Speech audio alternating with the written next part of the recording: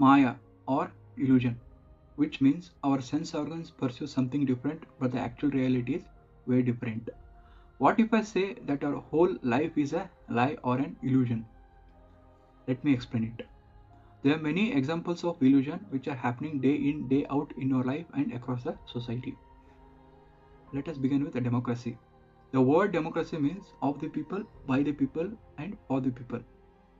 But actually, it's an illusion created by the powerful people who have money and influence, so that the people of the country, citizen of the country, have the sense of empowerment, have the feeling of freedom of choice. But in reality, it's an illusion. Okay, it's an structure created by the powerful people to control the people. Recently, we are claiming ourselves as an Vishwaguru. To be a Vishwaguru, you should be at top in parameters like quality of life, standard of life, happiness index, education, innovation, production, export, military, and many more, but we are not. Then we have countries, borders, money, society, status, success, failure. This all are nothing but an agreed illusion by the human society. Okay. But for the nature and the animals in the nature, this agreed illusion doesn't make any sense. Dogs pisses on the BMW, bird shits on the luxury cars. For these animals, these are nothing but a scrap of metals. Okay. Nature doesn't discriminate.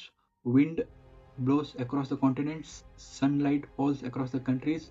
Based on the geographical conditions, nature will try to provide enough resources for sustaining the life or to maintain the balance. Okay.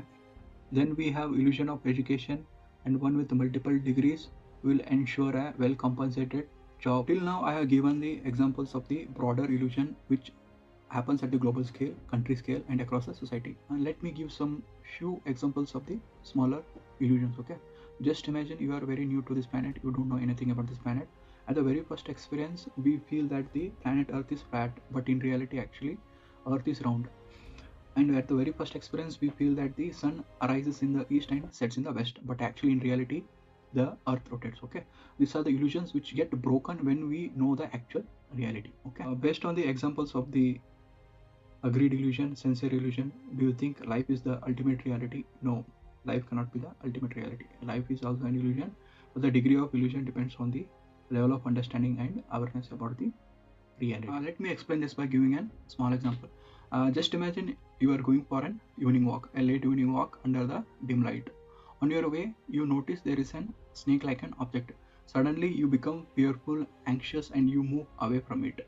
But a moment later, you approach and see whether it's a snake or anything else, and you realize that it's not a snake, it's just a rope.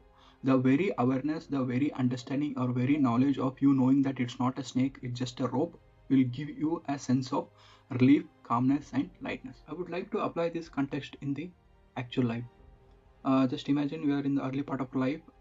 Out of lack of understanding, lack of knowledge, ignorance, lack of awareness, we get completely involved in the life. We become too much passionate, we have too many desires, and out of these passions and desires there comes pleasures, pain, happiness, sadness, ups and downs.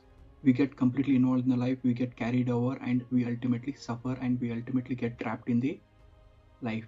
And for a moment you take a step back, you start doing self introspection, you go through philosophies, you go through literature, scriptures, you go through books of great minds.